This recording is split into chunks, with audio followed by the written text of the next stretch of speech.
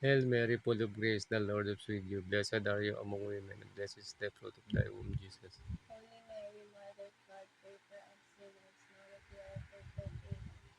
Glory be to the Father, and to the Son, and to the Holy Spirit. As it was the beginning, is now, and will be forever. Amen. O my Jesus, Forgive us in our sins, save us from the fires of hell. And lead us souls to heaven, especially those who most need of thy mercy. Mother Mary, we beg you, please allow us to the whole world. The fifth and last glorious mystery is the coronation of the Blessed Virgin Mary as Queen of Heaven and Earth. Gutom ka na? Our Gutom ka Father, na? who art in heaven, hallowed be thy name. Thy kingdom come, thy will be done on earth as it is in heaven. Give us this day our daily bread, and forgive us our trespasses, as we forgive those who trespass against us. And lead us not to temptation, but deliver us from evil. Amen. Ngunit maligaya ang taong nananalig kay Yahweh, pagpala-palain ang umaasa sa Kanya.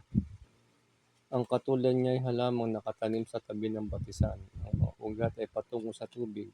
Hindi ito nanganganib kahit dumating ang tag-init sapagkat namamalagi ang luntian ng mga dahon nito.